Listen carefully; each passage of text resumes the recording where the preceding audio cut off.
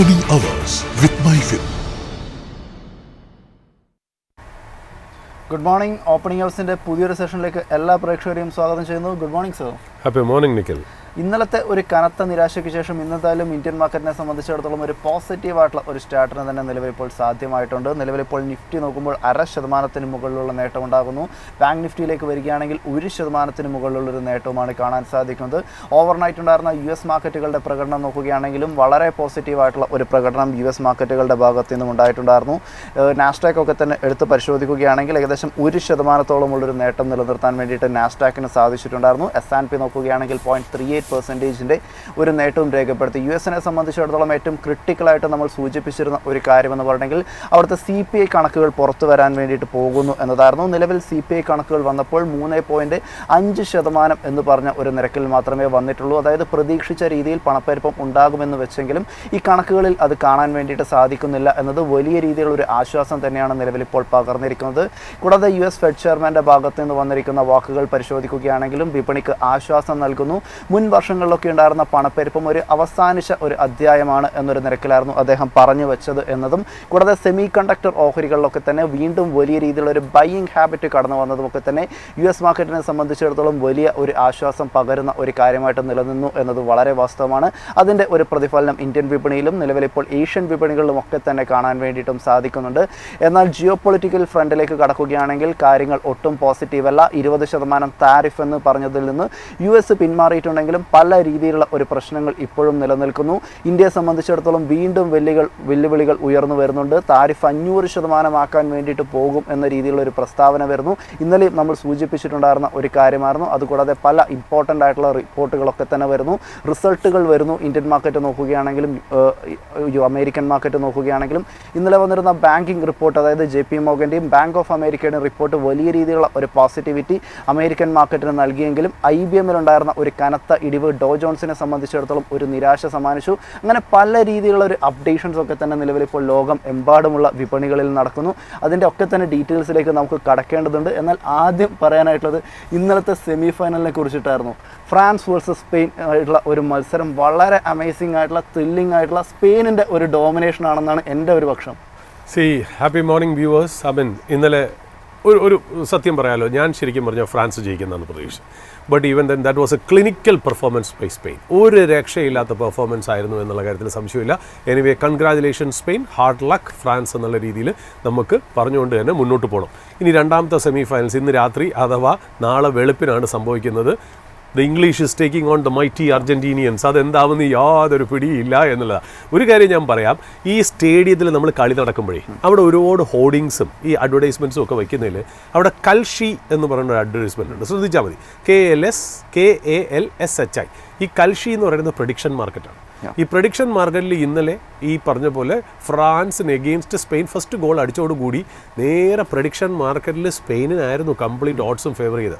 ഇന്ന് ഞാൻ ലാസ്റ്റ് നോക്കിയപ്പോൾ എനിക്ക് മനസ്സിലായത് ഈ പറഞ്ഞ പോലെ കൽഷിയിൽ അർജൻറ്റീനയ്ക്കും ഇംഗ്ലണ്ടിനും ഒരേപോലെയാണ് വന്നേക്കണേ എന്നുള്ളത്. ബട്ട് എനിവേ ആര് ജയിച്ചാലും ഒരു നല്ല കളി കാണാൻ പറ്റട്ടെ. All the best to both the teams and എല്ലാ ഫാൻസിനും, രണ്ട് ടീമിൻ്റെ ഫാൻസിനും ഞാൻ ഈ പറഞ്ഞ പോലെ എൻ്റെ പ്രയേഴ്സും ബ്ലെസ്സിങ്സും കൂടെ ഉണ്ടാവും. Waiting for A fabulous match എന്ന് മാത്രമേ പറയാനുള്ളൂ. ഒരു കാര്യം ഞാൻ എടുത്ത് പറയട്ടെ, ഞാൻ ഇന്നലെ കണ്ടപ്പോൾ എനിക്ക് മനസ്സിലായതേ, അതായത് നമ്മൾ അടുത്ത കാലത്ത് പറഞ്ഞുകൊണ്ടിരിക്കുന്നത് എന്താ, ഇന്ത്യൻ മാർക്കറ്റിൽ ലാർജ് ക്യാപ്പ് ഫെയർലി അണ്ടർ വാല്യൂഡാണ് compared to mid cap and small cap അല്ലേ.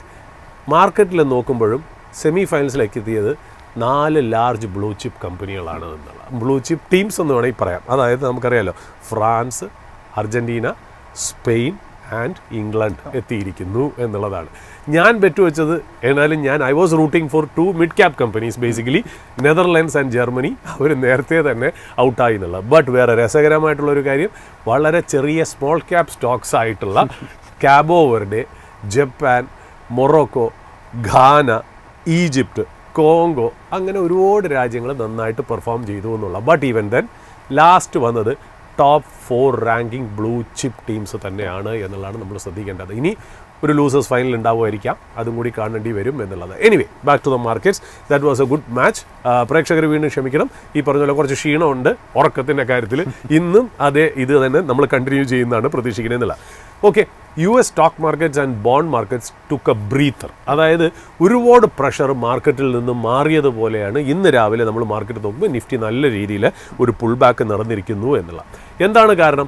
ഓവർനൈറ്റ് ഗ്ലോബൽ ക്യൂസ് തന്നെയാണ്. ഗ്ലോബൽ ക്യൂസ് ഓഫ് കോഴ്സ് ഈ വാർ, മിഡിൽ ഈസ്റ്റിലെ ടെൻഷൻസും പ്രഷേഴ്സും ഒക്കെ ഉണ്ടെങ്കിൽ പോലും ഇന്നലെ വളരെ ആശ്വാസകരമായിട്ട് വന്നത് ഇന്നലെ US ഇൻഫ്ലേഷൻ ഡേറ്റയും. ആ ഇൻഫ്ലേഷൻ ഡേറ്റ വന്നത് കാരണം ഫെഡിൻ്റെ പോളിസിയിൽ, ഈ ജൂലൈ വരുന്ന പോളിസിയിൽ ഒരു ഇൻട്രസ്റ്റ് റേറ്റ് ഹൈക്ക് ഉണ്ടാവില്ല എന്നുള്ള ഒരു എന്താ പറയുക, ഒരു തോട്ട് പ്രോസസ്സ് സിസ്റ്റത്തിലേക്ക് വന്നത് മാർക്കറ്റിന് വലിയൊരു റിലീഫായി എന്നുള്ള കാര്യത്തിൽ യാതൊരു സംശയമില്ല. അതായത് ഗ്ലോബൽ മാർക്കറ്റ് ആയാലും ശരി, എമർജിംഗ് മാർക്കറ്റ് ആണെങ്കിലും ശരി, ഇന്ത്യൻ മാർക്കറ്റ് ആണെങ്കിലും അതൊരു വലിയ റിലീഫായിരുന്നു എന്നുള്ള. എന്നാൽ ഇന്ത്യൻ മാർക്കറ്റിനെ സംബന്ധിച്ച് നമുക്ക് വെറി ചെയ്യേണ്ട കുറച്ച് കാര്യങ്ങൾ നമുക്കുണ്ട് എന്നുള്ളത് നമുക്ക് മുന്നോട്ട് പോകുമ്പോഴത്തേക്കും നമുക്ക് ഓരോന്നായിട്ട് നോക്കാം. ഒരു കാര്യം കൂടെ ഞാൻ പറഞ്ഞു വയ്ക്കുന്നു. ഇന്ന് സ്പോട്ട്ലൈറ്റിൽ നമ്മൾ ഒരു എക്സ്പ്ലനേഷൻ കൊണ്ടുവരുന്നത് ഗോൾഡ്മൻ സാക്സിൻ്റെ ഒരു റിപ്പോർട്ടാണ്. നമ്മളിതിൻ്റെ തമ്പിൽ തന്നെ പറഞ്ഞിട്ടുണ്ട് എന്നുള്ള. അതേപോലെ ഒരു ത്രെട്ടും ഇന്ത്യ ഫേസ് ചെയ്യുന്നുണ്ട്, ഒരു ടാരിഫിൻ്റെ. ഇത് രണ്ടും നമുക്ക് പോകെ നമുക്ക് എക്സ്പ്ലെയിൻ ചെയ്ത് പോവാം എന്നുള്ളതാണ് നമുക്ക് മനസ്സിലായത്. ഒരു വലിയൊരു റിലീഫും കൂടെ ഗ്ലോബൽ സ്റ്റോക്ക് മാർക്കറ്റ്സിനും ഗ്ലോബൽ എക്കണോമിക്കും സംഭവിച്ചിട്ടുണ്ട്. ഈ ഇൻഫ്ലേഷൻ്റെ ഫിയേഴ്സ് റിസീഡ് ചെയ്തു എന്ന് മാത്രമല്ല, ട്രംപിൻ്റെ സ്റ്റേറ്റ്മെൻറ്റ് നമ്മൾ ഇന്നലെ പറഞ്ഞു. അതായത് വി വെർ റിയലി സർപ്രൈസ്. അതായത് ട്രംപ് പറഞ്ഞത് എന്താ? സ്ട്രെയിറ്റ് ഓഫ് ഹോർമുസ് കൂടി ഷിപ്സ് പാസ് ഓൺ ചെയ്യാനായിട്ട്, അല്ലെങ്കിൽ ഒരു ട്രാൻസിറ്റിന് വേണ്ടി ഞങ്ങൾ സഹായിക്കാം. അതിന് പ്രത്യുപകാരമായി ഞങ്ങൾക്ക് 20% ഓഫ് ദ കാർഗോ ഞങ്ങൾക്കൊരു ടോളോ ഫീസോ എന്ത് മാർഗം ആയിക്കോട്ടെ ഞങ്ങൾക്ക് തരണം എന്നുള്ള രീതിയിലാണ് പറഞ്ഞത്. അപ്പോൾ നമ്മൾ ചോദിക്കുകയും ചെയ്തു, ടാരിഫാണ് ഇഷ്യൂ എങ്കിൽ, അല്ല ഈ ഫീസാണ് ഇഷ്യൂ എങ്കിൽ പിന്നെ ഇറാൻ പിരിച്ചാൽ എന്താ, US പിരിച്ചാൽ എന്താ എന്നുള്ള രീതിയിലേക്ക് നമ്മൾ പറഞ്ഞിരുന്നു എന്നുള്ളത്. എന്നാലും ആശ്വാസകരമായിട്ടുള്ളൊരു കാര്യം, ട്രംപ് ഇപ്പോൾ അദ്ദേഹത്തിൻ്റെ ആ വാക്കുകളിൽ നിന്നും ഒന്ന് ബാക്ക് ട്രാക്ക് ചെയ്തിരിക്കുന്നു. അതായത് അദ്ദേഹം പറഞ്ഞിരിക്കുന്നു ഒരു ട്രാൻസിറ്റ് ഫീ അഥവാ ടോൾ എന്ന് പറയുന്നത് ശരിയായിട്ടുള്ളൊരു കാര്യമല്ല എന്ന്. അതായത് ഇന്നലെ വരെ അദ്ദേഹത്തിന് തോന്നിയില്ല, ഇന്ന്. ഇതൊക്കെയാണ് ഇദ്ദേഹത്തിൻ്റെ സ്റ്റേറ്റ്മെൻറ്റ്സ് എങ്ങനെയാണ് വേൾഡ് ഫിനാൻഷ്യൽ മാർക്കറ്റിനെ ഇൻഫ്ലുവൻസ് ചെയ്യുന്നതെന്നും അതിൽ ഇദ്ദേഹത്തെ പോലെ വ്യക്തികൾക്കും അല്ലെങ്കിൽ ഇദ്ദേഹത്തിൻ്റെ കുടുംബാംഗങ്ങൾക്കും അല്ലെങ്കിൽ ഇദ്ദേഹത്തിൻ്റെ കിത്ത് ആൻഡ് കിന്നൊക്കെ എങ്ങനെയാണ് ഇത് കൊണ്ട് ബെനിഫിറ്റ് ചെയ്യണേ. അത് കറൻസി മാർക്കറ്റ് ആയാലും ശരി, ഓയിൽ കമ്മോഡിറ്റി മാർക്കറ്റ്സ് ആണെങ്കിലും ശരി, പ്രഡിക്ഷൻ മാർക്കറ്റ് ആണെങ്കിലും ശരി, അല്ലെങ്കിൽ ഇക്വിറ്റി മാർക്കറ്റ് ആണെങ്കിലും ശരി, ബോണ്ട് മാർക്കറ്റ് ആണെങ്കിലും ശരി, ഇതിലൊക്കെ എവിടെയൊക്കെയാണ് അദ്ദേഹത്തിന് ബെനിഫിറ്റ് ചെയ്യണതെന്ന് നമുക്കറിയില്ല എന്നുള്ളതാണ് നമുക്ക് മനസ്സിലാവേണ്ടത്. അപ്പോൾ ട്രംപ് പറഞ്ഞത് എന്താ? ഇപ്പോൾ 20% ഞങ്ങൾക്ക് ട്രാൻസിറ്റ് ഫീ തരണ്ട, പകരം എന്ത് ചെയ്യണം? പകരം മിഡിൽ ഈസ്റ്റ് നേഷൻസ്, അതായത് ഗൾഫ് രാജ്യങ്ങൾ ബില്യൺസ് ഓഫ് ഡോളേഴ്സിൻ്റെ ഇൻവെസ്റ്റ്മെൻറ്റ് US കൊണ്ടുവന്നാൽ മതി. അതാണ് രസമായിട്ടൊരു കാര്യം. അതായത് ഈ സ്ട്രെയിറ്റ് ഓഫ് ഹോർമുസ് എന്ന് പറയുന്നത്, അതായത് നമ്മളിപ്പം UN-ൻ്റെ ഇൻ്റർനാഷണൽ മാരിടൈം ഓർഗനൈസേഷൻ, അതായത് IMO എന്ന് പറയും, അവർ വളരെ ഫേമായിട്ട് പറഞ്ഞിരിക്കുന്നതെന്നറിയോ? അതായത് there is no such loss. അതായത് UNCLOs അൺക്ലോസ്, UNCLOs പ്രകാരമാണെങ്കിൽ പോലും ഒരു കൺട്രിക്കും അവിടെ ഒരു ഫീ കൊണ്ടുവരാനായിട്ട് ഈ പറയുന്ന പോലെ ഒരു മാൻഡേറ്റ് ഇല്ല എന്ന് വളരെ ക്ലിയർ ആയിട്ട് UN-ൻ്റെ ഇൻ്റർനാഷണൽ മാരിടൈം ഓർഗനൈസേഷൻ IMO വളരെ ക്ലിയർ ആയിട്ട് പറയും. അപ്പോഴാണ് ഇവിടെ ഇറാൻ ഒരു ട്രാൻസിറ്റ് ഫീ വയ്ക്കുന്നു പറഞ്ഞു. അപ്പോൾ എല്ലാവരും കൂടെ ചേർന്നെന്ന് പറഞ്ഞു അങ്ങനെ ഒരു സാധനമില്ല, ഇതൊരു ഇൻ്റർനാഷണൽ പാസേജ് ആണ്, this belongs to everyone. അവിടെ ഈ പറയുന്ന പോലെ ഒമാൻ എന്ത് മാന്യമായിട്ടാണ് പെരുമാറുന്നത്? ഒമാനാണല്ലോ സദേൺ സൈഡിൽ, അവർ യാതൊരു രീതിയിൽ ട്രാൻസിറ്റ് ഫീയെ കുറിച്ച് സംസാരിക്കുന്നത്. എന്നാൽ നോർത്തേൺ സൈഡിലുള്ള ഇറാൻ എന്തിനാണ് ട്രാൻസിറ്റ് ഫീ വയ്ക്കുന്നത്? This strait of Hormuz belongs to everyone എന്നുള്ള രീതിയിലാണ് പറയും. അത് ക്രിട്ടിസൈസ് ചെയ്തപ്പോഴാണ് ഇപ്പോൾ അടുത്ത കാലത്ത് ഇന്നലെ ട്രംപ് അല്ലെങ്കിൽ മിനിങ്ങാന്ന് ട്രംപ് പറയുന്നത് ഞങ്ങൾക്ക് 20% തന്നാൽ മതി എന്നുള്ളത്. അപ്പോൾ ആ 20% എന്നുള്ളത് രണ്ടാമത് മാറ്റി പറയുമ്പോഴും ആ 20% പകരം വരുന്ന കോമ്പൻസേഷൻ എന്താ? ആ കോമ്പൻസേഷൻ എന്ന് പറഞ്ഞാൽ, അതായത് നമുക്കൊരു കാര്യം അറിയാമല്ലോ, അതായത് ഈ ട്രംപ് പറഞ്ഞല്ലോ 20% തരേണ്ടത്. അത് 24 മണിക്കൂറിനുള്ളിൽ തന്നെ നമുക്ക് മനസ്സിലാവുന്നത്, അതായത് ആദ്യം പറഞ്ഞെന്താ, ഞങ്ങൾക്ക് 20% ഒരു ട്രാൻസിറ്റ് ഫീ തരണം, ഞങ്ങളാണ് guardians of strait of Hormuz, guardian ഏഞ്ചലാണ് എന്നുള്ള രീതിയിലാണ് അദ്ദേഹം പറഞ്ഞതെന്നുള്ള. അപ്പോൾ ഒരു റീഎംബേഴ്സ്മെൻറ്റ് ഫീ ആയിട്ട് 20% തരണം എന്ന് പറയും.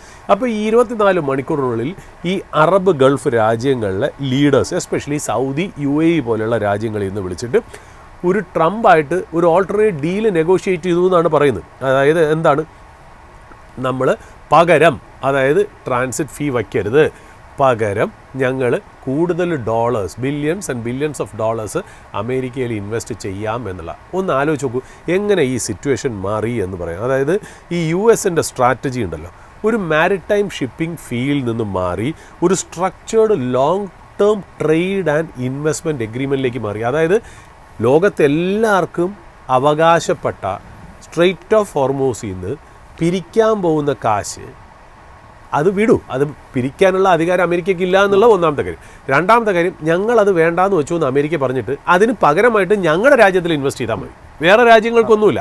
അപ്പോൾ ഒന്ന് ആലോചിച്ച് നോക്കൂ, ഇതിനകത്ത് ഇപ്പം നമ്മൾ ബാക്കി എല്ലാം മാറി. ഇപ്പോൾ US ആണെങ്കിലും ഇറാൻ ആണെങ്കിലും ലെബനൻ ആണെങ്കിലും ഇസ്രായേൽ ആണെങ്കിലും ഇപ്പോൾ സംഭവങ്ങളെന്ന് പറയുന്നത് ഇറാൻ്റെ ന്യൂക്ലിയർ പ്രോഗ്രാമല്ല, ബാലിസ്റ്റിക് മിസൈൽസിൻ്റെ പ്രോഗ്രാമല്ല, എൻറിച്ച്ഡ് യുറേനിയം അല്ല, ഫ്രോസൺ ഇറാനിയൻ അസറ്റ്സ് അല്ല, സാങ്ഷൻഡ് ഇറാനിയൻ ഓയിൽ അല്ല, ഹെസ്ബുള്ള അല്ല, ഒന്നുമല്ല. ഇപ്പോൾ ഏതാണ്ട് ട്രേഡ്, ഈ പറയുന്ന പോലെ എന്താണ് ഇൻവെസ്റ്റ്മെൻറ്റ്, അങ്ങനത്തെ രീതിയിലേക്ക് കാര്യങ്ങൾ മാറി എന്നുള്ളത് വെറും പരിതാപകരമായിപ്പോയി, വളരെ ചീപ്പായിപ്പോയി എന്നല്ലാതെ വേറെ ഒന്നും പറയാനില്ല. ബട്ട് ഒരു കാര്യം മാത്രം, നമ്മളെപ്പോലത്തെ സാധാരണ സ്മോൾ ടൈം ഇൻവെസ്റ്റേഴ്സിന് ഈ ഒരു നെഗറ്റീവ് ന്യൂസ് മാറി ഒരു പോസിറ്റീവ് ന്യൂസായിട്ട് വന്നേക്കുന്നു. അതായത് ട്രാൻസിറ്റിന് US 20% ആ കാർഗോ റീഎംബേഴ്സ്മെൻറ്റ് ഫീ ഓർ ടോളോ എന്ത് വേണമെങ്കിലും പറയാൻ നമ്മൾ അത് ചാർജ് ചെയ്യുന്നില്ല എന്നുള്ളൊരു വെൽക്കം മൂവായിട്ട് നമുക്ക് കണ്ടേ പറ്റൂ എന്നുള്ളത്.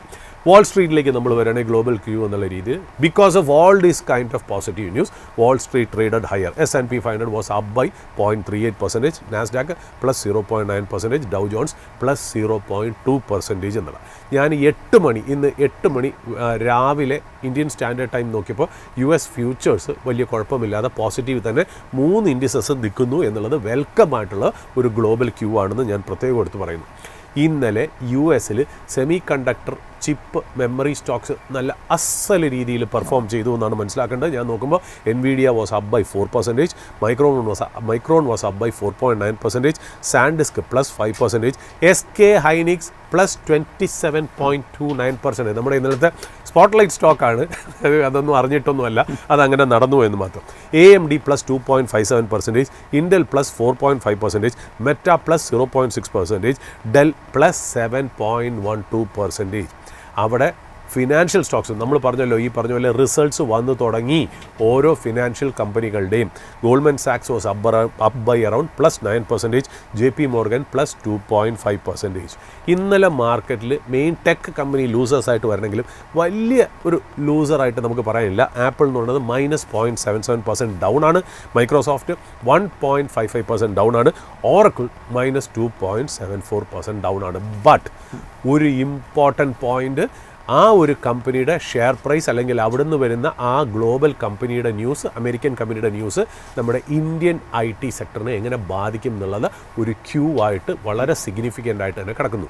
കമ്പനി വേറെ ഒന്നുമല്ല, IBM. Yesterday IBM was down by 25% എന്നുള്ളത് വളരെ ശ്രദ്ധേയമായിട്ടുള്ള കാര്യമാണ്. ഒരു കാര്യം, ഈ IBM-ത്തിനെ കുറിച്ച് പറയുമ്പോൾ ഈ IBM-ത്തിൻ്റെ ഇന്നലെ വന്ന ഒരു ഡേറ്റ, അതായത് പ്രിലിമിനറി റിസൾട്ട്സ് എന്ന് വേണമെങ്കിൽ നമുക്ക് പറയാം. അതായത് ഈ US പബ്ലിക് ലിസ്റ്റഡ് അല്ലെങ്കിൽ പബ്ലിക് ട്രേഡഡ് കമ്പനീസ് ഒരു എന്താ പറയുക, ഒരു അൺഓഡിറ്റഡ് പ്രിലിമിനറി റിസൾട്ട്സ് കൊണ്ടുവരാറുണ്ട്. അതായത് എല്ലാ കാര്യങ്ങളും ബാലൻസ് ഷീറ്റ് ഒന്നും ഡിസ്ക്ലോസ് ചെയ്തില്ലെങ്കിലും എനിക്ക് തോന്നുന്നു റവന്യൂ, ഏർണിങ്സ് പെർ ഷെയർ ഒക്കെ അവരൊന്ന് പുറത്തേക്ക് ഒന്ന് ഡിക്ലെയർ ചെയ്യാറുണ്ട് എന്നുള്ളതാണ്. ഇതൊരു അർജൻറ്റായിട്ടുള്ള പ്രൊആക്റ്റീവ് മെഷറാണ്. അതായത് അവിടുത്തെ ലിസ്റ്റിംഗ് നോംസിലുള്ളതാണ് എന്ന് തോന്നുന്നു. അവിടുത്തെ ഈ സ്റ്റോക്ക് എക്സ്ചേഞ്ചുകളിൽ എനിക്ക് തോന്നുന്നു ആ ഒരു റൂൾ ഉണ്ടെന്നാണ് എന്ന് തോന്നുന്നത്. അതായത് പെട്ടെന്ന് ഒരു റിസൾട്ടോ അല്ലെങ്കിൽ ഒരു ന്യൂസോ വരുമ്പോൾ ഈ ഒരു ഷോക്ക് മാർക്കറ്റിൽ ഉണ്ടാവും. അപ്പോൾ അതിന് മുമ്പായിട്ട് ചെറുതായിട്ടൊരു ഗൈഡൻസ് കൊടുക്കുക എന്നുള്ളതാണ്. എനിക്ക് തോന്നുന്നു ഇത് ചെയ്തില്ല എന്നുണ്ടെങ്കിൽ എനിക്ക് തോന്നുന്നു അവിടുത്തെ ഇൻവെസ്റ്റേഴ്സിന് അല്ലെങ്കിൽ ട്രേഡേഴ്സിന് അല്ലെങ്കിൽ ഷെയർ ഹോൾഡേഴ്സിന് ഇത് ലോ സൂട്ട് ഫയൽ ചെയ്യാം എന്നാണ് എനിക്ക് തോന്നുന്നത്. അപ്പോൾ അതുകൊണ്ട് ഇവരൊരു പ്രിലിമിനറി ആയിട്ടുള്ള ഒരു ഏർണിങ്സ് ഇവർ പുറത്തോട്ട് വിടും എന്നുള്ളതാണ്.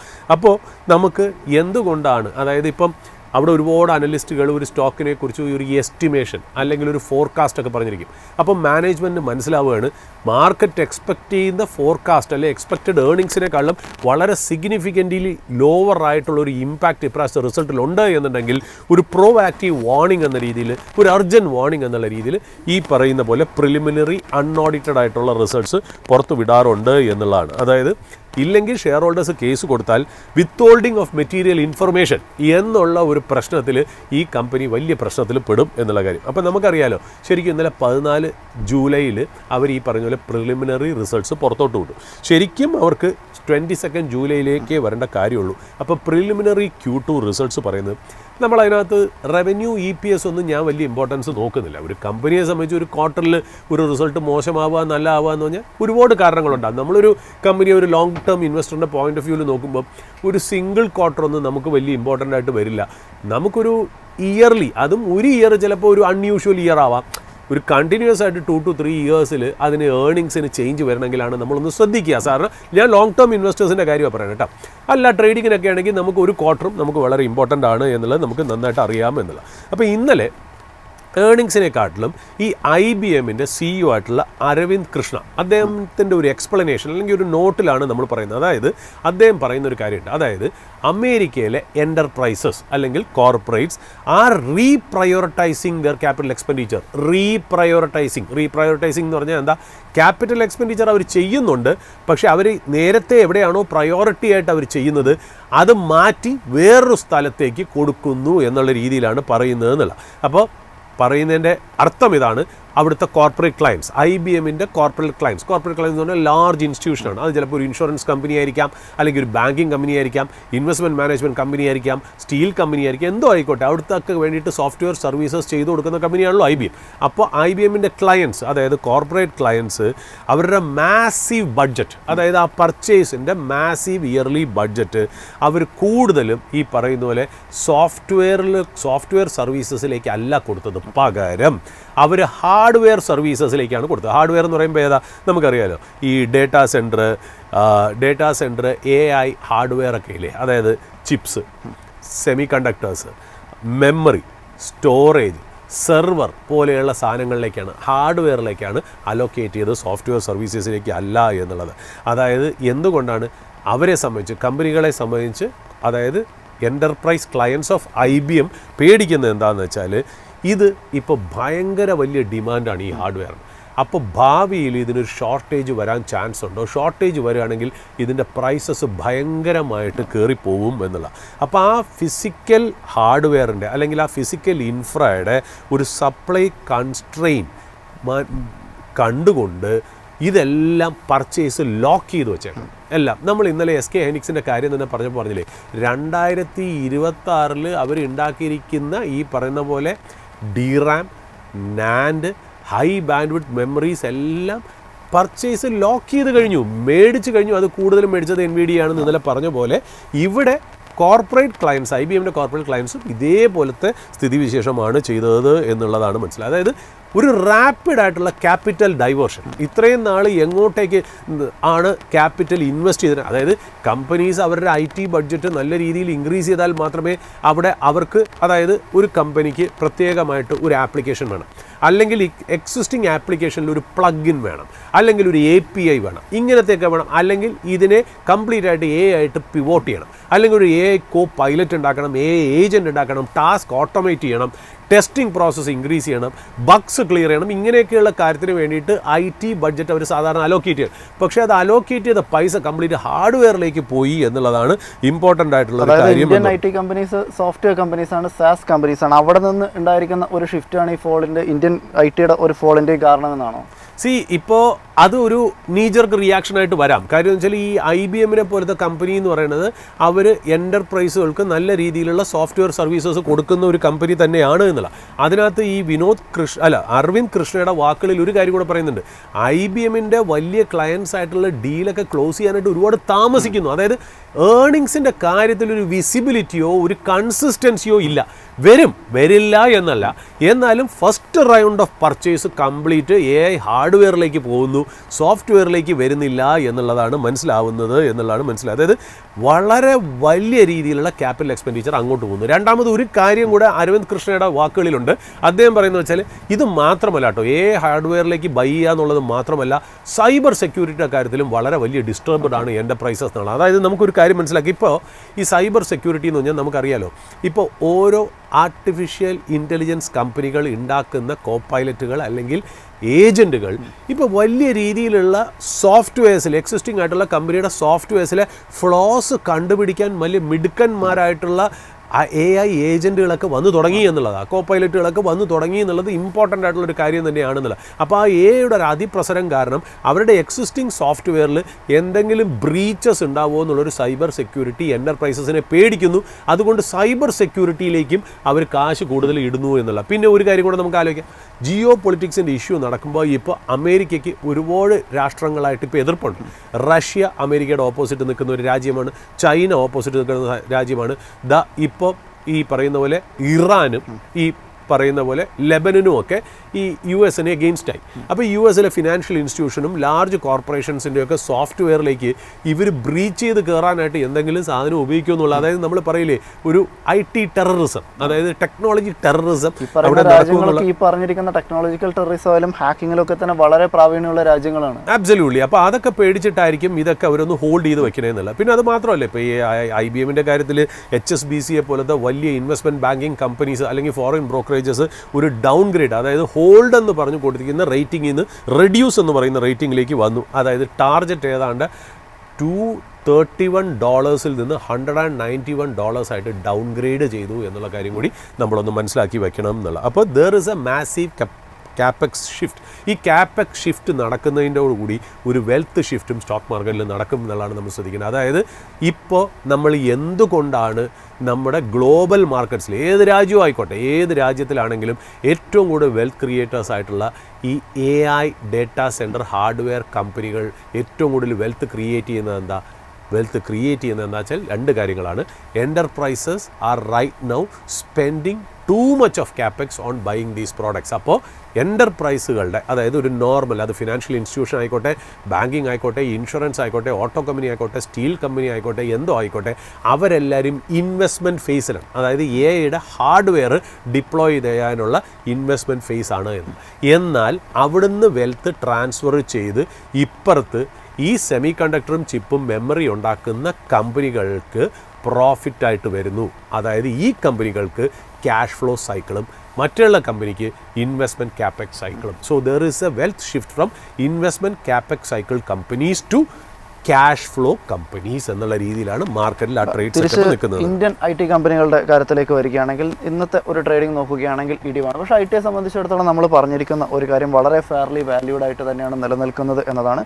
ആ ഒരു കാര്യത്തിൽ തർക്കമില്ല. പക്ഷേ ഇതുപോലുള്ള വാർത്തകൾ വരുന്നു, ഇത്തരത്തിൽ നെഗറ്റീവായിട്ടുള്ള പല രീതിയിലുള്ള മാറ്റങ്ങളും ഉണ്ടാകുന്നു എന്നത് ഇന്ത്യൻ IT-യെ സംബന്ധിച്ചിടത്തോളം വീക്ക്നെസ് ഇനിയും തുടരാൻ വേണ്ടിയിട്ട് കാരണമാവില്ലേ?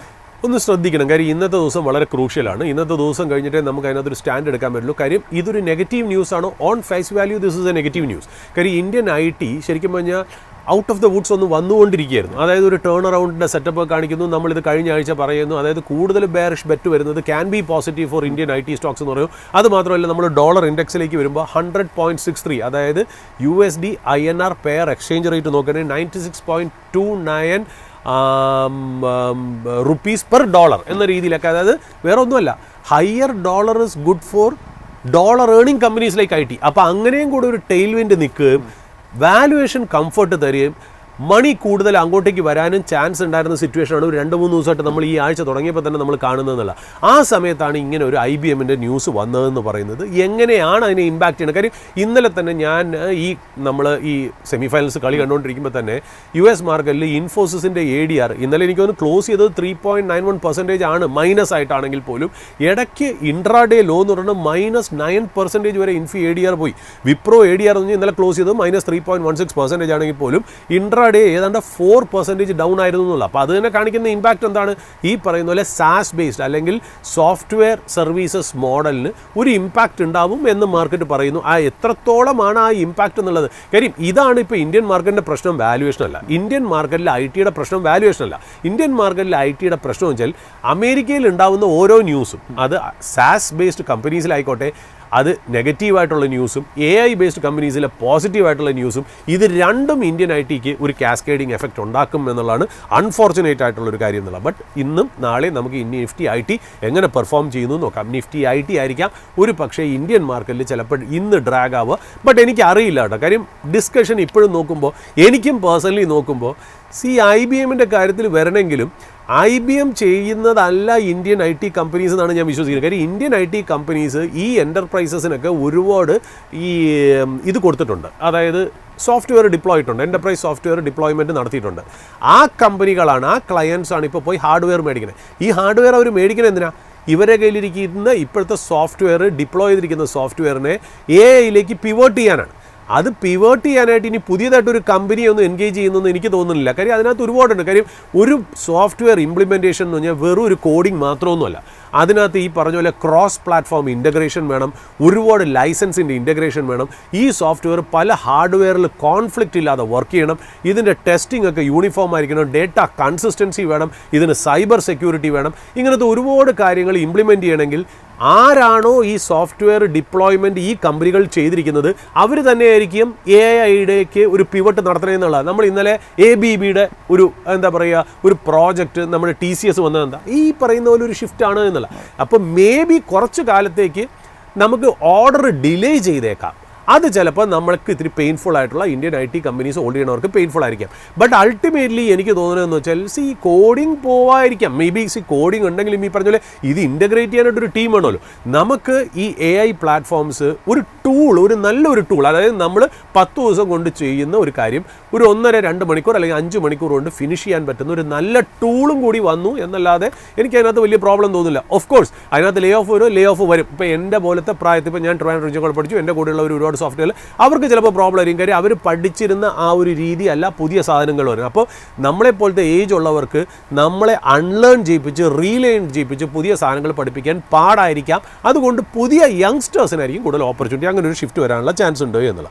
എനിവേ അത് നമുക്ക് മാറ്റി വയ്ക്കാം. ഞാൻ ഇനി മറ്റുള്ള ഗ്ലോബൽ ക്യൂസ് ആയിട്ട് നോക്കുമ്പോൾ ക്രൂഡ് മാർക്കറ്റ് നോക്കുകയാണെങ്കിൽ ബ്രന്റ് ക്രൂഡ് ഏതാണ്ട് $85 to $86 per barrel. Brent crude ഏതാണ്ട് WTI US crude $80 to $81 per barrel. അതായത് ക്രൂഡ് ഇപ്പോഴും ഒരു വില്ലനായിട്ട് തന്നെ നിൽക്കുന്നു എന്നുള്ള. ബട്ട് ഈവൻ തന്നെ അതിൻ്റെ എഫക്റ്റ് ഒന്നും ഗ്ലോബൽ സ്റ്റോക്ക് മാർക്കറ്റിലോ ഇന്ത്യൻ സ്റ്റോക്ക് മാർക്കറ്റിലോ കാണുന്നില്ല. എന്ന് പറഞ്ഞ് ഇല്ല എന്നുള്ളതല്ല, റൈറ്റ് നൗ ഇത് വളരെ സീരിയസ് ആയിട്ട് മാർക്കറ്റ് എടുക്കുന്നില്ല എന്നുള്ളൂ. ഞാൻ ഗോൾഡ് നോക്കിയപ്പോഴും ഗോൾഡ് പഴയതുപോലെ തന്നെ, അതായത് $4042 പെർ ട്രോയ് ഔൺസ്. സിൽവർ $15, 58, 59 ഇടയ്ക്ക് പെർ ട്രോയ് ഔൺസിൽ ട്രേഡ് ചെയ്യണമെന്നുള്ള. അപ്പോൾ പിന്നെ വേറൊരു കാര്യം ഞാൻ പറഞ്ഞ പോലെ എന്താണ് നമുക്ക് ഇമ്പോർട്ടൻ്റ് ആയിട്ട് വന്ന് ബോണ്ട് മാർക്കറ്റിൽ, അതായത് ട്രഷറി മാർക്കറ്റിൽ ഒരു റിലീഫ് തന്നെയാണ്. അതുകൊണ്ട് എന്താ ബോണ്ട് ഈൽഡ് ഭയങ്കരമായിട്ട് കുറഞ്ഞു. അതായത് 10-year bond yield 4.59%, 30-year bond yield 5.11%. ഇത് പീക്കിൽ നിന്ന് കുറഞ്ഞു എന്നല്ലാതെ ആ സിഗ്നിഫിക്കൻറ്റ് ക്രൂഷ്യൽ ലെവൽ, അതായത് 10-year ബോണ്ട് ഈൽഡ് 4.5-ക്കാണ് മുകളിൽ ഇപ്പോഴും നിൽക്കുന്നത്, 30-year ബോണ്ട് ഈൽഡ് 5-ക്ക് മുകളിലുമാണ് നിൽക്കുന്നത്. മാർക്കറ്റ് എന്താ ഫിയർ ചെയ്യണമെന്ന് അറിയില്ല. ബട്ട് താൽക്കാലികമായിട്ട് ഇപ്പോൾ മാർക്കറ്റിന് ആശ്വാസം കിട്ടിയത് ഇന്നലെ നിഖിൽ പറഞ്ഞ പോലെയുള്ള ഇൻഫ്ലേഷൻ പ്രിൻ്റാണ്, അതായത് ഹെഡ്ലൈൻ CPI ഡേറ്റ, അതായത് ജൂൺ ഇൻഫ്ലേഷൻ പ്രിൻ്റ് അഥവാ June consumer price index CPI എന്ന് പറയുന്നത്. അതായത് ആ ഡേറ്റ അല്ലെങ്കിൽ ഫിഗർ സിഗ്നിഫിക്കൻ്റ്ലി ലോവർ ദാൻ എക്സ്പെക്റ്റഡിനേക്കാൾ കുറച്ചായി ഇതല്ല. Headline inflation dropped 0.4%. 0.4% എന്ന് പറഞ്ഞാൽ steepest monthly decline since April 2020. 6 കൊല്ലത്തെ സ്റ്റീപ്പസ്റ്റ് ഡിക്ലൈൻ ആണ് എന്നുള്ളത് നമ്മൾ പ്രത്യേകം ആ ഡേറ്റയെ വായിക്കണം. അതായത് 0.4% മന്ത് ഓൺ മന്ത് താഴെ വീഴുക എന്നുള്ളത്. അപ്പോൾ ഏതാണ്ട് ഈ ആനുവൽ റേറ്റ് ഇപ്പോൾ എത്രയാണ് വരണേ? Headline CPI 3.5%. എക്സ്പെക്ട് ചെയ്തിരുന്നത് 3.8% ആണ്. കഴിഞ്ഞ മന്ത് മേൽ 4.2% ആണ്. അപ്പോൾ ഹെഡ്ലൈൻ ഇൻഫ്ലേഷൻ നല്ല രീതിയിൽ കുറഞ്ഞു. ഇനി കോർ ഇൻഫ്ലേഷൻ എന്ന് പറയുന്നത് എന്താ?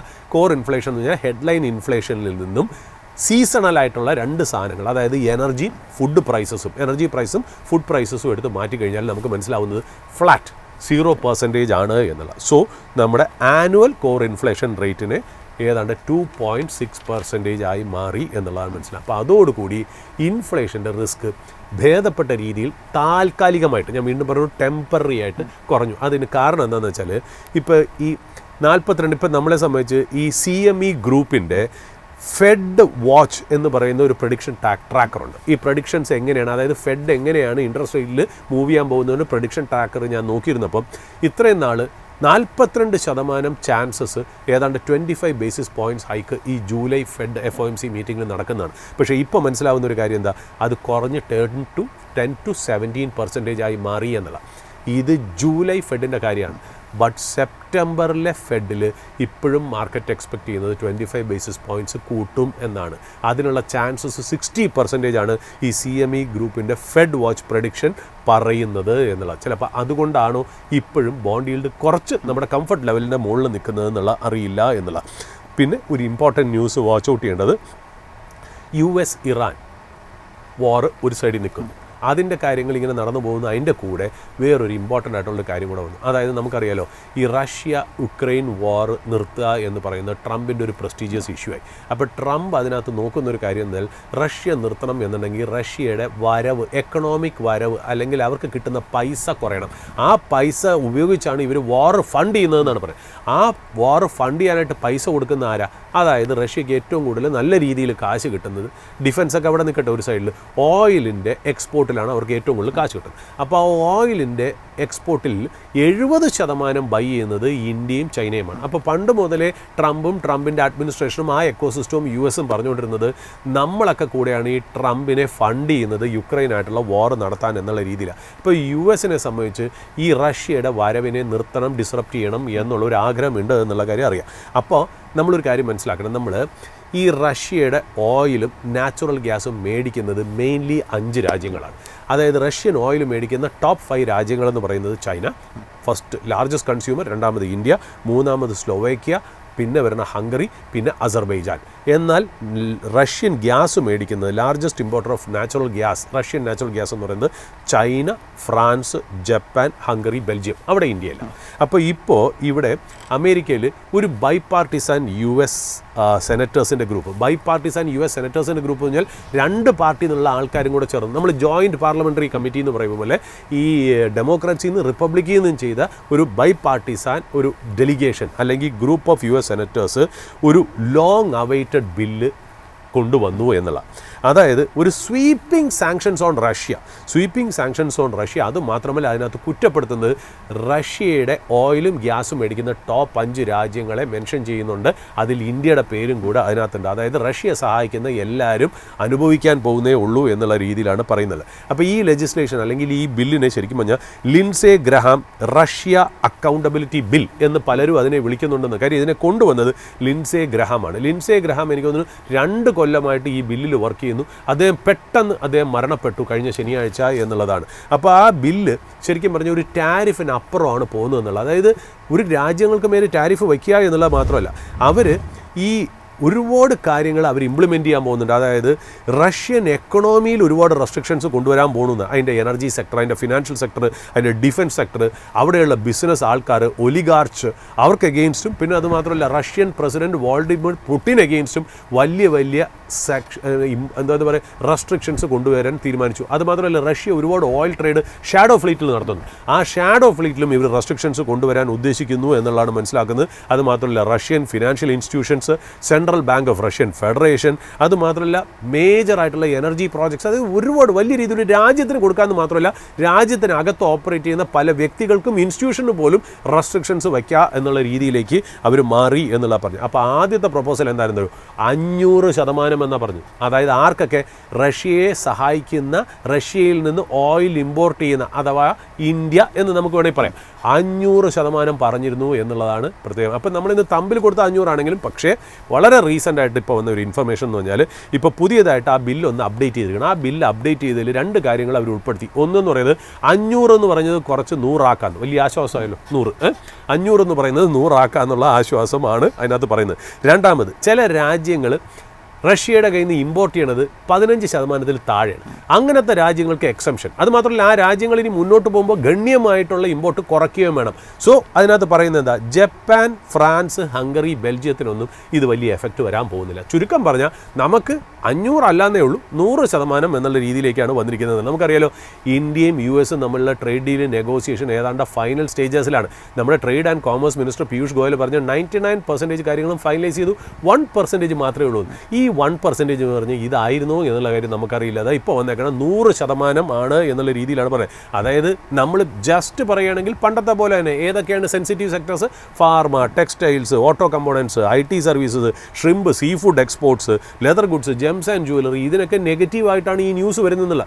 മാർക്കറ്റ് എത്രത്തോളം ഡിസ്കൗണ്ട് ചെയ്യോ ഇല്ലയെന്നൊന്നും എനിക്കറിയില്ല. കാര്യം ഇപ്പം എന്തിനാണ് അത് കൊണ്ടുവന്നതെന്ന് പോലും എനിക്കറിയില്ല. അതായത് എനിക്ക് തോന്നുന്നതെന്നറിയും, ഈ ട്രംപിന് ഇന്ത്യയായിട്ട് ഡീലൊന്നും വേണ്ട. കാര്യം ഇന്ത്യയിൽ നിന്നും വലിയ സാധനങ്ങളൊന്നും റീപ്ലേസ് ചെയ്യാൻ പറ്റുന്ന സാധനങ്ങളേ ഉള്ളൂ എന്നുള്ള രീതി. കാര്യം ടെക്സ്റ്റൈൽസൊക്കെ ബംഗ്ലാദേശിൽ നിന്നും വിയറ്റ്നാമിൽ നിന്നും ചൈനയിൽ നിന്നും കിട്ടും. പിന്നെ എന്താണുള്ളത്, ഷ്രിമ്പൊക്കെ ഇക്വഡോറിൽ നിന്ന് കിട്ടും. പിന്നെ IT സർവീസസും മാത്രമേ ഉള്ളൂ. പിന്നെ ഇവിടുന്ന് പഠിക്കാൻ പോണ പിള്ളേരും ഈ ടൂറിസ്റ്റ് വിസയും ഇങ്ങനത്തെയൊക്കെ കാര്യങ്ങളല്ലാതെ പിന്നെ ഒരു NRI ഡയസപ്പോറൊക്കെ ഒന്നും അല്ലാതെ ഇവിടുന്ന് വലിയ ആവശ്യങ്ങൾ. ട്രംപ് ജീവിച്ചിരിക്കുന്നിടത്തോളം കാലം, ട്രംപ് അവിടെ ഇരിക്കുന്നിടത്തോളം കാലം എനിക്ക് തോന്നുന്നില്ല ഇന്ത്യയായിട്ട് ട്രേഡ് ഡീൽ സൈൻ ചെയ്യുമെന്ന്. അദ്ദേഹം ഇങ്ങനെ ഡിലി ഡാലി ചെയ്ത് തമാശ ഇട്ട് ഏതാണ്ട് കളിച്ചുകൊണ്ടിരിക്കുന്ന ഈ നായ്ക്കുട്ടി പൂച്ചയിട്ട് കളിക്കും പോലെ കളിച്ചുകൊണ്ടിരിക്കുകയാണെന്നുള്ളത്. എനിവേ നമുക്കത് നോക്കാൻ വരുമ്പോൾ തന്നെ നമുക്കത് എന്താണെന്ന് വെച്ചാൽ പറയാം. നമുക്കിന്ന് സ്പോട്ട്ലൈറ്റിലേക്ക് പോകാം. സ്പോട്ട്ലൈറ്റിൽ ഞാൻ നേരത്തെ പറഞ്ഞ പോലെ നമുക്കറിയാലോ, ഇതിനകത്ത് സാധാരണ ഈ ഫിഫ വേൾഡ് കപ്പിൽ നമുക്കറിയാലോ, ഇപ്പോൾ സെമി ഫൈനൽസിൽ നിന്ന് ഒരാൾ ക്വാളിഫൈ ചെയ്തു, ഒരു കൺട്രി ക്വാളിഫൈ ചെയ്തു. ഇന്ന് രാത്രി അല്ലെങ്കിൽ നാളെ വെളുപ്പിനുള്ള അതിൽ രണ്ടാമത്തെ ആളും ക്വാളിഫൈ ചെയ്യുന്നുള്ള.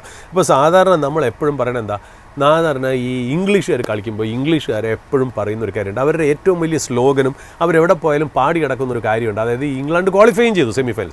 പണ്ട് ടൂർണമെൻറ്റൊക്കെ തുടങ്ങുമ്പോൾ, ഖത്തറിലൊക്കെ ആണെങ്കിലും ടൂർണമെൻറ്റൊക്കെ തുടങ്ങുമ്പോൾ അവരെല്ലാവരും ഒരു സ്ലോഗനുണ്ട്, അവർ എഴുതി വയ്ക്കും. പല സ്ഥലത്ത് ബാനറൊക്കെ ഒട്ടിക്കുക, എന്താ, it is coming back, it is coming home എന്നൊക്കെ സാധാരണ എഴുതി വയ്ക്കുന്നു. It is coming home. അതായത് ഇവർ 1966 ജൂലൈക്ക് ശേഷം ഇതുവരെ വേൾഡ് കപ്പ് ജയിച്ചില്ല.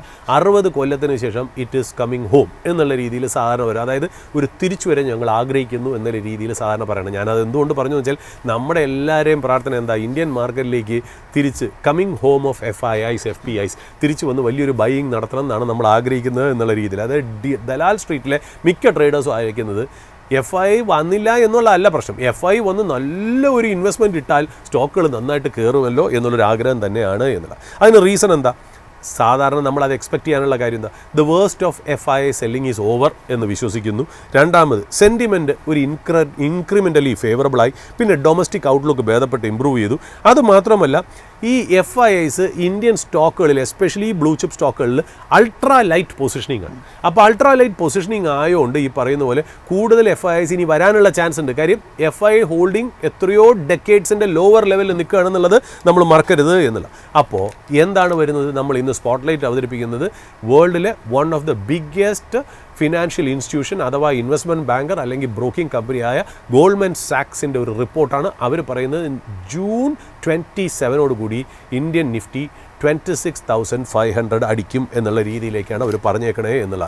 അവർ 1996 ശേഷം, അതായത് അവർ പറയുന്നൊരു കാര്യമുണ്ട്, 1996 ശേഷം ഇത്രയും വലിയ ഒരു ഫസ്റ്റ് ഹാഫ് മോശം പെർഫോമൻസ് ഇന്ത്യയിൽ ഉണ്ടായില്ല. First half of Indian calendar year, അതായത് ജാനുവരി മുതൽ ജൂൺ വരെ നോക്കുകയാണെങ്കിൽ 1996 ശേഷം ഇത്രയും മോശം സമയം വന്നിട്ടില്ല. ഏതാണ്ട് ഇൻഡെക്സ് 9% മുകളിൽ വേഴ്സ്റ്റ് പെർഫോമൻസ് ആയിരുന്നു ഇൻ 30 ഇയേഴ്സ് എന്നുള്ള രീതിയിലാണ് പറയുന്നത്. അപ്പോൾ അവർ പറയുന്നത് എന്താ, പല കാരണങ്ങൾ കൊണ്ടാണ് ഇന്ത്യൻ മാർക്കറ്റ് ഉണ്ട്. ഒന്നെന്ന് പറയുന്നത് ഓയിൽ ഷോക്ക്, കാര്യം മിഡിൽ ഈസ്റ്റിലെ ക്രൈസിസ്. രണ്ടാമത് FIS സെല്ലിംഗ്. ഈ ഫസ്റ്റ് ഹാഫിൽ മാത്രം റെക്കോർഡ് സെല്ലിംഗ് ആണ്, 2.5 lakh crore സെല്ലിംഗ് ആണ് അവർ നടത്തിയത്. അതായത് ബിഗ്ഗസ്റ്റ് എക്സിറ്റ് ഇൻ ഹിസ്റ്ററി എന്നുള്ള രീതിയിലാണ് അതിനെ രേഖപ്പെടുത്തുന്നത്. പിന്നെ ഏർണിങ്സ് ഡൗൺ ഗ്രേഡ്, കമ്പനീസിൻ്റെ ഏർണിങ്സും ഡൗൺ ഗ്രേഡ് ആണല്ലോ. അപ്പോൾ ശരിക്കും പറഞ്ഞാൽ ഈ 2026 മാർച്ചിൽ ഗോൾഡ്മാൻ സാക്സ് ശരിക്കും പറഞ്ഞാൽ ഇന്ത്യ ഡൗൺ ഗ്രേഡ് ചെയ്തു. മാർക്കറ്റ് വെയ്റ്റിൽ നിന്നും ശരിക്കും പറഞ്ഞാൽ ഇന്ത്യ മാർക്കറ്റ് വെയ്റ്റ് ആയിരുന്നു അവർ കൊടുത്തിരുന്ന റേറ്റിംഗ്, മാർക്കറ്റ് വെയ്റ്റ്. പക്ഷേ അവിടെ നിന്ന് ഡൗൺ ഗ്രേഡ് ചെയ്തു. എന്താ, ഇന്ത്യക്ക് ഒരു എനർജി ഷോക്ക് ഉണ്ടാവാനുള്ള ചാൻസസ് ഉണ്ട് എന്നുള്ളത്. അതായത് 3-4 മാസമായിട്ട് ഈ ഗോൾഡ്മാൻ സാക്സ് വളരെ ബെയറിഷ് ആയിരുന്നു എന്നുള്ളതാണ് നമ്മൾ മനസ്സിലാക്കണേ എന്നുള്ളത്. അപ്പോൾ ഇപ്പോൾ നമ്മൾ വന്നത് ഈ റിപ്പോർട്ടിൻ്റെ പ്രത്യേകത എന്ന് വെച്ചാൽ, അത് തിമോത്തി മോ MOE എന്ന് പറയുന്ന വ്യക്തി, അതായത് he is the co head of Asia macro research division, Asia macro research ഡിവിഷൻ്റെ കോഹെഡാണ്. അതുമാത്രമല്ല ചീഫ് ഏഷ്യ പസഫിക് സ്ട്രാറ്റജിസ്റ്റുമാണ്. ആരുടെ, ഗോൾഡ്മാൻ സാക്സിൻ്റെ.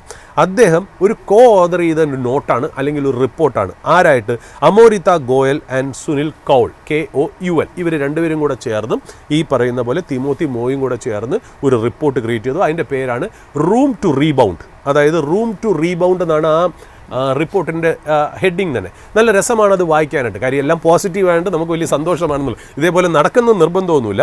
അപ്പോൾ 11th January 2026 പബ്ലിഷ് ചെയ്തത്. അപ്പോൾ അവർക്ക് ഏർലിയർ ബെയറിഷ് സ്റ്റാൻഡിൽ നിന്നും മാർക്കറ്റ് വെയിറ്റ് നിന്ന് ഡൗൺഗ്രേഡ് ചെയ്ത സ്ഥലത്ത് നിന്ന് ഒരു യു ടേൺ എടുത്തിരിക്കുന്നു എന്നുള്ളതാണ് മനസ്സിലാവുന്നത്. അപ്പോൾ അവർ പറയുന്നതിന് 3-4 റീസൺ പറയുന്നുണ്ട്. ഒന്നാമത്തെ റീസൺ എന്ന് പറഞ്ഞാൽ അവർ വിശ്വസിക്കുന്നു FII സെല്ലിംഗ് ഈസ് ഓവർ, അല്ലെങ്കിൽ കുറഞ്ഞു വരുന്നു എന്നുള്ള.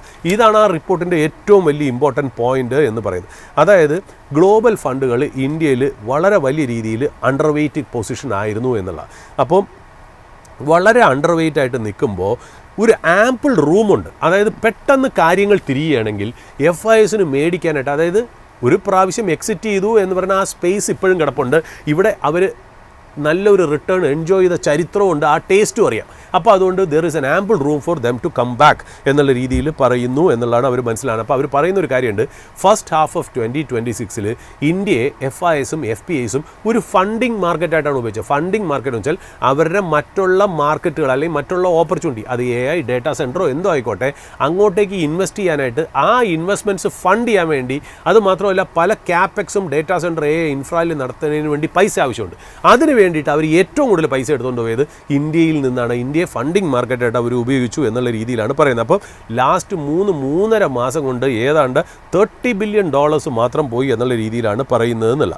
അപ്പോൾ ഇപ്പോൾ അവർ പറയുന്നത് വെച്ചാൽ മിഡ് ജൂൺ മുതൽ നോക്കുകയാണെങ്കിൽ ഏതാണ്ട് $2 ബില്യൺ തിരിച്ചു വന്നിരിക്കുന്നു. അത് വളരെ ഇമ്പോർട്ടൻ്റ് ആയിട്ട് നമ്മൾ കാണുന്നു. കാര്യം അത് കൂടുതലും ഫിനാൻഷ്യൽ സെക്ടറിലാണ് കയറുന്നത് എന്നുള്ളതാണ് അവർ പറയുന്നത് എന്നുള്ള. അപ്പോൾ അവർ പറയുന്നുണ്ട് ഡെക്കേഡ് ലോഡാണ്, 2 ഡെക്കേഡ് ലോ ആണ് FISൻ്റെ ഓണർഷിപ്പ് ഇന്ത്യൻ ഇക്വിറ്റീസിൽ എന്നുള്ള. അപ്പോൾ ഈ പറയുന്ന പോലെ ഒരു കോൺട്രറിങ് ബൈയിങ് എക്സ്പെക്റ്റ് ചെയ്യാം, എപ്പോൾ വേണമെങ്കിലും നടക്കാം. അത് കൂടുതലും ഈ പറയുന്ന പോലെ ലാർജ് ക്യാപ്പുകൾ, എസ്പെഷ്യലി ബാങ്കിങ് ഫിനാൻഷ്യൽ സ്റ്റോക്സിലായിരിക്കും. ബിക്കോസ് അവിടെയാണ് റീസണബിൾ വാല്യുവേഷൻ ഉള്ളത് എന്നുള്ളതും കൂടെ അവർ പറഞ്ഞു വെക്കുന്നു എന്നുള്ള. രണ്ടാമത്തെ റീസൺ അവർ പറയുന്നത് വെച്ചാൽ നമ്മുടെ മാക്രോ എക്കണോമിക് കണ്ടീഷൻ ഡ്രമാറ്റിക് ആയിട്ട് നല്ല രീതിയിൽ ഇമ്പ്രൂവ് ചെയ്തു. അതിന് ഒരു കാരണം അവർ പറയുന്നത് ക്രൂഡ് ഓയിൽ പ്രൈസസ്.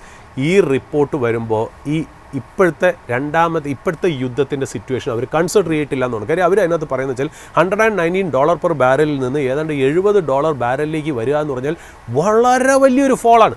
വളരെ വലിയൊരു ഫോൾ ഇന്ത്യൻ എക്കണോമി, ഇന്ത്യൻ കോർപ്പറേഷനെ എങ്ങനെ സഹായിക്കുമെന്നറിയോ? അതായത് അവർ പറയുന്നത് every $1 fall saves India $1.5 billion എന്നാണ് പറയുന്നത്. അതായത് അവർ പറയുന്നത് ഇന്ത്യക്ക് ഏതാണ്ട് 1.2 lakh crore സ്റ്റിമുലസ് കിട്ടുന്നത് പോലെയാണ് ഈ ക്രൂഡ് താഴെ വരുന്നതിൻ്റെ എഫക്റ്റ് എന്നുള്ള രീതിയിലാണ് അവർ പറഞ്ഞത് എന്നുള്ള. അപ്പോൾ അത് അവരൊരു റീസൺ ആയിട്ട് പറഞ്ഞു. രണ്ടാമത് ഇവർ തന്നെ GDP ഭയങ്കരമായിട്ട് അപ്ഗ്രേഡ് ചെയ്തിട്ടുണ്ട്. അപ്പോൾ ഇവർ പറയണതെന്ന് വെച്ചാൽ 5.9% നിന്ന് 6.8% ആയിട്ട് അപ്ഗ്രേഡ് ചെയ്യുന്നു.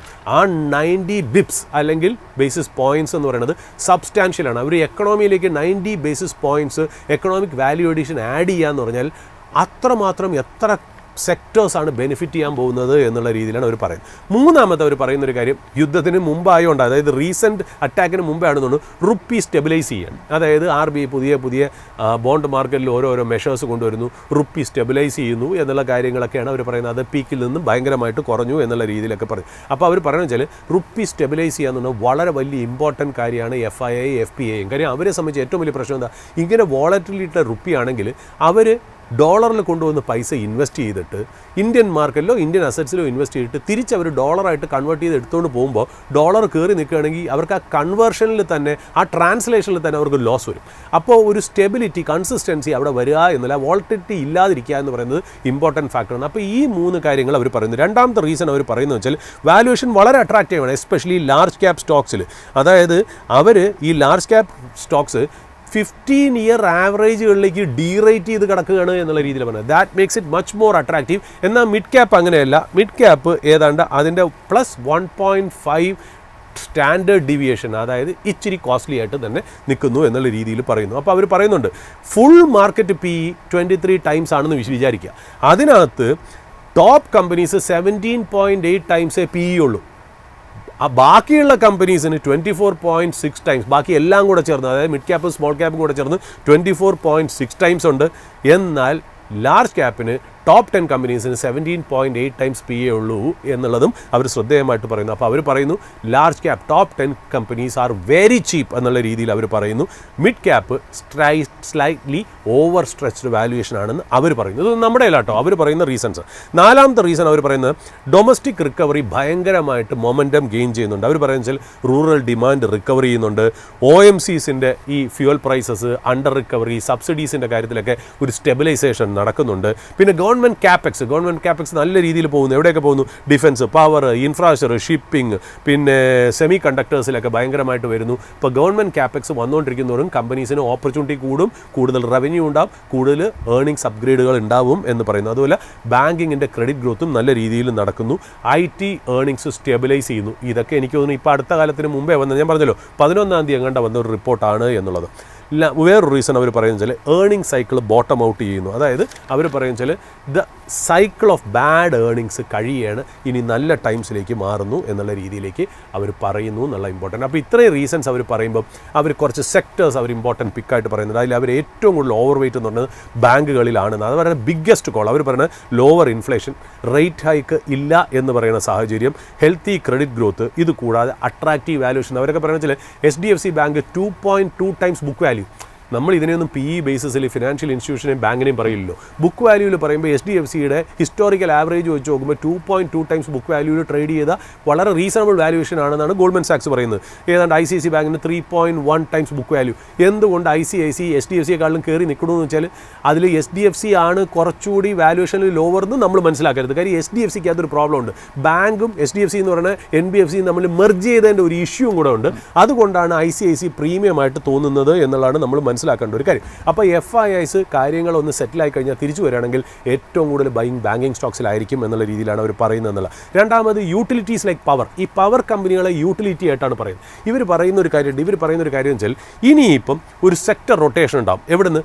വളരെ കോസ്റ്റ്ലി ആയിട്ട് നിൽക്കുന്ന സെക്ടറിൽ നിന്ന് മാറി വാല്യൂ സ്റ്റോക്കുകളിലേക്ക്, വാല്യൂ സെക്ടറിലേക്ക് വരുമ്പോൾ പവർ അതിനകത്ത് ഇമ്പോർട്ടൻ്റ് ആണ് എന്നുള്ള. അപ്പം അതിന് ഇമ്പോർട്ടൻ്റ് ആയിട്ട് കുറേ കാര്യം പറയുന്നുണ്ട്. അതായത് ഈ ട്രാൻസ്മിഷൻ ക്യാപെക്സിൻ്റെ ഒരു സൂപ്പർ സൈക്കിൾ ഏതാണ്ട് 1.9 lakh crore ഇന്ത്യ മുന്നോട്ട് പോവാണ്. അതിൻ്റെ ബെനിഫിഷ്യറീസ് ഒരുപാട് കമ്പനി വരും. പിന്നെ under sea cables, HVDC high voltage കേബിളുകൾ, ഡേറ്റാ സെൻറ്ററുകൾ, പിന്നെ ട്രാൻസ്ഫോമർ, റെക്ടിഫയർ, ജനറേറ്റർ, ടർബൈൻ, ഇതേപോലത്തെ സാധനങ്ങൾക്ക് ഭയങ്കരമായിട്ട് വരും എന്നുള്ളത് രണ്ടാമത്തെ തീം, പവർ എന്ന് പറയുന്നത്. മൂന്നെന്ന് പറയുന്നത് ടൂറിസം സെക്ടർ. അവർ പറയുന്നത് വെച്ചാൽ ഈ ടൂറിസം ഹോസ്പിറ്റാലിറ്റി സെക്ടർ എന്നൊക്കെ പറയുന്നത് ഈ പറയുന്ന പോലെ വാറൊക്കെ കഴിഞ്ഞ് കഴിഞ്ഞ് ഫ്ലൈറ്റൊക്കെ റിസ്റ്റോർ ചെയ്ത് കഴിഞ്ഞാൽ ഒരുപാട് പേര് മെഡിക്കൽ ടൂറിസം ആയിക്കോട്ടെ അല്ലെങ്കിൽ ലീജർ ടൂറിസം ആയിക്കോട്ടെ നല്ല രീതിയിൽ വരും, ഹോസ്പിറ്റൽ സ്റ്റേ ഒക്കെ വരും എന്ന് പറയും. അവർ അണ്ടർ വെയിറ്റ് ആയിട്ടുള്ള, അതായത് അവർ നെഗറ്റീവ് ആയിട്ടുള്ള സെക്ടേഴ്സ് മെറ്റൽസ്, സിമെൻറ്റ്, മൈനിങ് ആണ്. അവർ പറയുന്നത് വെച്ചാൽ ഒരു വീക്ക് മൺസൂൺ അതിനൊരു കാരണമാണ്. അതുപോലെ ഹൈ ഇൻപുട്ട് റോ മെറ്റീരിയൽ കോസ്റ്റും അതിന് നെഗറ്റീവായിട്ട് വരുന്നു എന്നുള്ള. പിന്നെ അണ്ടർ വെയിറ്റ് ആയിട്ട് വരുന്നത് എക്സ്പോർട്ടേഴ്സ്. അവർ ഫാർമയ്ക്കും IT-ക്കും അവർ അണ്ടർ വെയിറ്റ് ആണ് കൊടുത്തിരിക്കുന്നത്, നെഗറ്റീവ് ആണെന്നുള്ള. ഇനി അവർ പറയുന്ന ടോപ്പ് 15 പിക്സ് ഏതാണെന്ന് നോക്കാം. അതിനകത്ത് ഈ പറയുന്ന പോലെ ഒരു തീം ബേസ്ഡ് ആയിട്ട് ഞാൻ പറയാം. തീം 1 എന്ന് പറയുന്നത് ഡൊമസ്റ്റിക് എനർജി ഇൻഫ്രാസ്ട്രക്ചർ. അതിലാണ് അവർക്ക് ശരിക്കും പറഞ്ഞാൽ 5 പിക്ക് വരുന്നത്. അതിൽ Reliance industries, Adani power, NTPC, power grid, Adani green energy, ഇത്രയും കമ്പനീസാണ് അതിൽ വരുന്നത്. അവർ പ്രത്യേകം പറയുന്ന ഒരു കാര്യം, ഇതെല്ലാം ഡൊമസ്റ്റിക് തീംസാണ്. ഇൻ്റർനാഷണൽ പ്രശ്നങ്ങൾ, ഗ്ലോബൽ പ്രശ്നങ്ങൾ ഇതിനെ അഫക്റ്റ് ചെയ്യില്ല എന്നുള്ളത് ഒന്നാമത്തെ തീം. രണ്ടാമത്തെ തീം എന്ന് പറയുമ്പോൾ Indian banking and financial institution. അവിടെയാണ് ഏറ്റവും കൂടുതൽ ഇവർ പോസിറ്റീവായിട്ട് നിൽക്കുന്നത്. അവിടെ അവരെ 3 പിക്സാണ് വരുന്നത്. HDFC bank, Kotak Mahindra bank, HDFC life insurance company. ഈ 3 ആ സെക്ടറിൽ വരുന്നത് എന്നല്ല. അവർ പറയുന്നത് അട്രാക്റ്റീവ് വാല്യൂവേഷൻ ഉണ്ട്, ഇൻട്രസ്റ്റ് റേറ്റ് ഹൈക്ക് ഉണ്ടാവില്ല, നെറ്റ് ഇൻട്രസ്റ്റ് മാർജിൻ എക്സ്പാൻഡ് ചെയ്യുന്ന സൈക്കിളിലേക്ക് പോകുന്നു. FIs തിരിച്ചു വരികയാണെങ്കിൽ ഇവിടെ ഏറ്റവും കൂടുതൽ ബൈയിങ് നടക്കും എന്നുള്ള രീതിയിലാണ്. അതായത് ഫണ്ട് ഫ്ലോ ഇവിടെ ആയിരിക്കും നടക്കണമെന്നുള്ളത്. മൂന്നാമത്തെ ടീം അവർ പറയുന്നത് ഡിഫൻസ് ആൻഡ് സ്ട്രാറ്റജിക് മാനുഫാക്ചറിങ്. അവിടെ 2 കമ്പനിയാണ് പറയുന്നത്. ഹിന്ദുസ്ഥാൻ എയറോനോട്ടിക്സ്, അത് എയറോസ്പേസും ഡിഫൻസുമാണ് HAL ഇമ്പോർട്ടൻ്റ് ആയിട്ട് വരുന്നത്.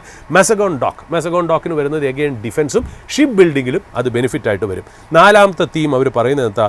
Hospital and tourism, hospitality tourism, hospitals അല്ല, ഹോസ്പിറ്റാലിറ്റി ആൻഡ് ടൂറിസം. അവിടെ 3 പിക്കാണ്. ഇന്റർഗ്ലോബ് ഏവിയേഷൻ എന്ന് പറയുന്ന എയർലൈൻ കമ്പനി, ഇന്ത്യൻ ഹോട്ടൽസ് പറഞ്ഞാൽ താജ് ഗ്രൂപ്പ് ഓഫ് കമ്പനീസിൻ്റെ മദർ കമ്പനി, മൂന്നാമത് മേക്ക് മൈ ട്രിപ്പ് എന്ന് പറയുന്ന ബുക്കിംഗ്, അതായത് ടൂറിസം കമ്പനിയായിട്ടുള്ള മേക്ക് മൈ ട്രിപ്പ്. ഇത് 3 അവിടുത്തെ പിക്കിംഗ് വരുന്നത്. അഞ്ചാമത്തെ തീം വരുന്നത് ന്യൂ ഇന്ത്യ കൺസ്യൂമർ എന്ന് പറഞ്ഞാൽ പുതിയ രീതിയിലുള്ള ബിസിനസ്. അതിൽ 2 പിക്കാണ് വരുന്നത്. ഇറ്റേണൽ വരാൻ കാര്യം എന്താ? ഫുഡ് ടെക് കമ്പനിയാണ് എന്നുള്ളത് ഒന്നാമത്തെ കാര്യം. രണ്ടാമത്തെ കാര്യം എന്താ? രണ്ടാമത്തെ കമ്പനി അവർ ഇറ്റേണൽ അല്ലാതെ അവരുടെ ടോപ്പിക്ക് വരുന്ന അഡാനി എൻ്റർപ്രൈസസ് എന്തുകൊണ്ട് ന്യൂ ഏജ് കമ്പനിയായിട്ട് മാറുമെന്ന് വെച്ചാൽ അതിനകത്ത് ഒരുപാട് ന്യൂ ഏജ് ബിസിനസ് ഉണ്ട് എന്നാണ് അവർ പറയുന്നത്. Airport, data centre, green hydrogen, digital services ഒക്കെ ഒരുപാട് വരുന്നുണ്ട്. അവർ അഡാനി എൻ്റർപ്രൈസസിനെയും കൂടെ പിക്ക് ചെയ്തു. അപ്പോൾ ഇതാണ് അവരുടെ 15 പിക്സ് പറയുന്നത്. ഇത് അവരുടെ റെക്കമെൻഡേഷനാണ്, നമ്മുടെ റെക്കമെൻഡേഷൻ അല്ല. ഞാൻ ഇന്ന് സ്പോട്ട്ലൈറ്റിൽ ഇത് ഉൾപ്പെടുത്തിയതെന്ന് വെച്ചാൽ ഗോൾഡ്മാൻ സാക്സിനെ പോലെ ഇത്രയും വലിയൊരു ഇൻവെസ്റ്റ്മെൻറ്റ് മാനേജ്മെൻറ്റ് കമ്പനി അല്ലെങ്കിൽ ഒരു ബ്രോക്കിംഗ് കമ്പനി ഈ ഒരു ലാർജ് ഫിനാൻഷ്യൽ ഇൻസ്റ്റിറ്റ്യൂഷൻസ് പറയും അവർ അണ്ടർ വെയ്റ്റിൽ നിന്നും ഈ പറയുന്ന പോലെ പോസിറ്റീവായിട്ട് വരുമ്പോൾ അത് വളരെ നോട്ടബിളായിട്ട് പറയണം എന്ന് എനിക്ക് തോന്നി. അതിൽ കുറേ കാര്യങ്ങൾ വാസ്തവമാണ്. അതായത് ഈ ഫിനാൻഷ്യൽ ഇൻസ്റ്റിറ്റ്യൂഷൻസിൻ്റെ കാര്യം പറഞ്ഞാൽ അവരുടെ ട്രേഡ് ചെയ്യുന്ന വാല്യുവേഷൻസ് വളരെ കറക്റ്റാണ്. പക്ഷേ എത്രത്തോളം ഈ പറയുന്ന പോലെ FIS തിരിച്ചു വരും ബൈ കാര്യം ഈ ഒരു ഞാൻ പറഞ്ഞില്ലേ ഈ ഒരു വലിയ വലിയ ലാർജ് ക്യാപ്സ് കയറുന്നുണ്ടെങ്കിൽ അത്രമാത്രമുള്ളൊരു ഫണ്ട് ഇൻഫ്ലോ വരണം എന്നുള്ള രീതിയിൽ. അപ്പോൾ ഗോൾഡ്മാൻ സാക്സ് പല FISനും അഡ്വൈസറാണ്. അതുകൊണ്ട് ഗോൾഡ്മാൻ സാക്സ് എന്താണ് ഉദ്ദേശിക്കുന്നത് എന്നുള്ളത് വളരെ സിഗ്നിഫിക്കൻ്റ് ആണെന്നുള്ളത്. ഈ പറഞ്ഞ ഒരു സ്റ്റോക്സും റെക്കമെൻഡേഷനോ സോളിസിറ്റേഷനോ അഡ്വൈസോ ആയിട്ട് നിങ്ങൾ കൺസിഡർ ചെയ്യരുത്. നമ്മൾ ഒരു എന്താ പറയുക ഒരു അക്കാഡമിക് പർപ്പസിന് വേണ്ടി മാത്രമാണ്. ഇതൊന്നും നമ്മുടെ പേഴ്സണൽ വ്യൂ അല്ല. ചിലപ്പോൾ ഇതിനകത്തുള്ള ഏതെങ്കിലും സ്റ്റോക്സ് എനിക്കോ, കാര്യം 15 സ്റ്റോക്സ് നമ്മൾ ഡിസ്കസ് ചെയ്തു, എനിക്കോ അല്ലെങ്കിൽ നിക്കിലിനോ ഞങ്ങളുടെ ഫാമിലിക്കോ അല്ലെങ്കിൽ ഫ്രണ്ട്സിനോ റിലേറ്റീവ്സിനോ ഡയറക്റ്റ്ലി ആയിട്ടോ ഇൻഡയറക്റ്റ്ലി ആയിട്ടോ ഇൻവോൾവ്മെൻറ്റ് ഉണ്ടാവും. ബട്ട് മനഃപൂർവ്വമല്ല. കാര്യം നമ്മളിവിടെ ഒരു ബ്രോക്കറേജ് റിപ്പോർട്ടിലെ ടോപ്പ് 15 പിക്സ് ആണ് നമ്മൾ ഈ പറയുന്നത്. അവർ ഇന്ത്യൻ മാർക്കറ്റിൽ ചൂസ് ചെയ്തേക്കുന്നത് അവിടെയും ലാർജ് ക്യാപ് സ്റ്റോക്സ് ആണ് അവർ കോൺസെൻട്രേറ്റ് ചെയ്തിരിക്കുന്നത് എന്നുള്ളത്. അതായത് ലാർജ് ക്യാപ്പിൻ്റെ ഒരു സമയം തന്നെയാണ്. ഏതാണ്ട് സെമി ഫൈനൽസ് നോക്കിയപ്പോഴും ലാർജ് ക്യാപ്പാണ്, ഇനി ഫൈനൽസ് നോക്കുമ്പോഴും ലാർജ് ക്യാപ്പാണ്, ലൂസേഴ്സ് ഫൈനൽ നോക്കിയാലും ലാർജ് ക്യാപ്പാണ്. അപ്പോൾ എല്ലായിടത്തും ഒരു തീം വരുന്നത് എന്താ? It is large caps and small caps and mid caps seems bit stretched. ഇത് അവരുടെ അഭിപ്രായമാണ്, എൻ്റെ വ്യക്തിപരമായിട്ടുള്ള അഭിപ്രായമല്ല. So take this with a pinch of salt. FIS പറയുന്നത് എപ്പോഴും നടക്കണമെന്നൊന്നുമില്ല. അവരൊരു റിപ്പോർട്ട് ഇറക്കുന്നു, എന്നിട്ട് നേരെ ഓപ്പോസിറ്റ് തന്നെ ചെയ്യാം. അവരുടെ ഇൻസ്റ്റിറ്റ്യൂഷണൽ ക്ലയൻസിന് വേണമെങ്കിൽ ഇന്ത്യ സെൽ എന്ന് പറയുന്ന ഒരു സ്ട്രാറ്റജി ഇറക്കാം. ഞാൻ അതും കണ്ടിട്ടുണ്ട്. ഒരേ ദിവസം മെറിൽ ലിഞ്ചിൻ്റെ നിന്ന്, ഞാൻ പറയുന്നത് 20 കൊല്ലം മുമ്പേ മെറിൽ ലിഞ്ചിൻ്റെ നിന്ന് 2 റിപ്പോർട്ട് കണ്ടിട്ടുണ്ട്. അതായത് അവരൊരു പബ്ലിക് റിപ്പോർട്ട് ബൈയും അവരുടെ ഇൻസ്റ്റിറ്റ്യൂഷണൽ ക്ലയൻസിന് സെല്ലും പറഞ്ഞിട്ടുണ്ട്. അതുകൊണ്ട് take them with a pinch of salt. But academic പർപ്പസിന് നമുക്ക് എടുക്കാം. അവർ ചില വാല്യുവേഷൻസ് പറയുന്നത് നല്ലതാണ്. ആ റിപ്പോർട്ട് വായിക്കാൻ പറ്റുമെങ്കിൽ അതിലേക്ക് പോവുക. Over to you Nikhil. ഇന്നത്തെ ഒരു ഓപ്പണിംഗ് ഹൗസിൻ്റെ സെഷൻ ഇവിടെ വൈൻഡപ്പ് ചെയ്യുകയാണ്. പ്രേക്ഷകരെ ഓർമ്മിപ്പിക്കാൻ വേണ്ടിയിട്ടുള്ള ഒരു കാര്യം, ഇന്നിവിടെ ഡിസ്കസ് ചെയ്തിരിക്കുന്ന ഒരു ഓഹരിയെ പറ്റിയുള്ള ഒരു ഡീറ്റെയിൽസും ബൈ ഓർ സെൽ റെക്കമെൻഡേഷൻ അല്ല. നിങ്ങളുടെ ഏതൊരു നിക്ഷേപ തീരുമാനവും സെബി രജിസ്റ്റേർഡ് ഇൻവെസ്റ്റ്മെൻറ്റ് അഡ്വൈസറിൻ്റെ സഹായത്തിലും ശിക്ഷണത്തിലും മാത്രം നടപ്പാക്കുക. ഓപ്പണിംഗ് ഹൗസിൻ്റെ പുതിയൊരു സെഷനുമായിട്ട് നാളെ വീണ്ടും കാണാം. അതുവരെ നന്ദി, നമസ്കാരം.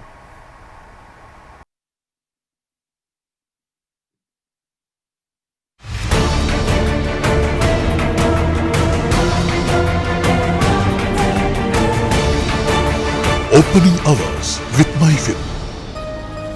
എളുപ്പത്തിൽ സമ്പാദ്യം വളർത്താം. ഇന്ന് തന്നെ MyFin TV ആപ്പ് ഡൗൺലോഡ് ചെയ്യൂ.